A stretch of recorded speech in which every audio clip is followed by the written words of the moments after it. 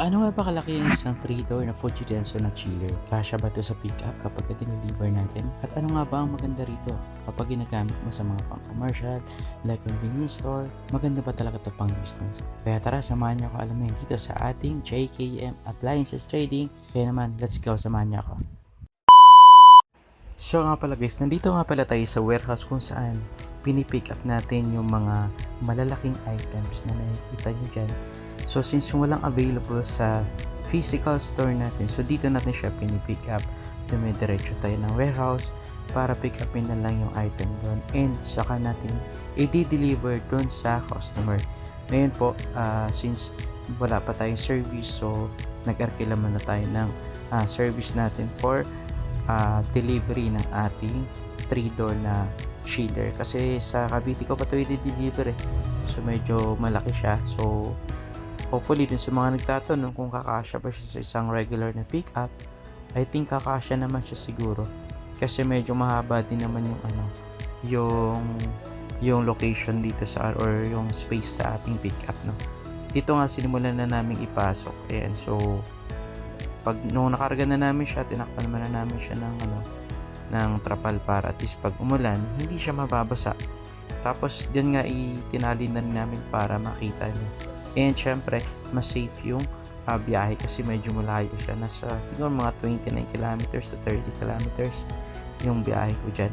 So syempre, kung makikita niyo dyan guys sa space, medyo kasya naman siya, no?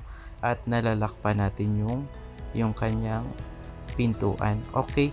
Ayan, yung pick up nga palang gamit ko dyan is kay Boss Carlito. Okay, ayan, so nilagay na namin siya dyan. Maya alis na siya. Pero ako, since wala pa naman tayong service, nag-motor muna tayo papunta dun sa drop-off location ng isang convenience store which is dito sa may General Trias Cavite, sa may Gateway.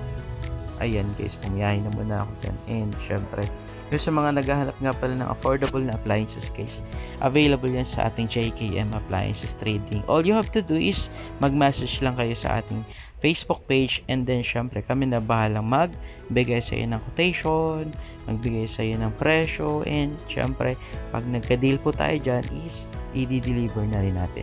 So dito guys, dumating na nga yung stock natin and syempre andito na rin yung pick up, dumating na rin. So binababa mo na namin dyan yung 3-door na chiller since medyo magligat po siya, and kung mapapansin nyo mas malaki pa siya sa akin, ayan. So naghanap kami ng backup dyan para maibaba namin yung 3-door.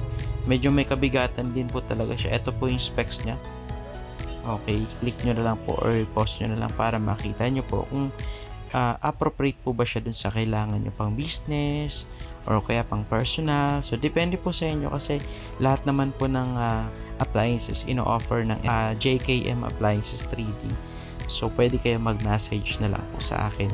So dito nga guys is tinutulungan na namin maipasok yung 3-door dun sa convenience store para ma-set up natin, and syempre ma-testing na rin natin kasi bago yung payment pala pag nag-purchase kayo kay JKM Appliances Trading, i-test muna natin siya.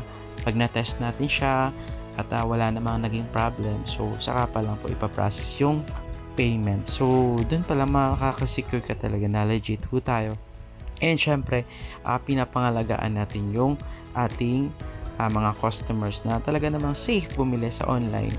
Most especially, dapat naka-registered yung iyong trading sa shop and at the same time sa BIR para naman, di ba, magiging smooth yung transaction ng bawat side ng customer and then side din po ng trading.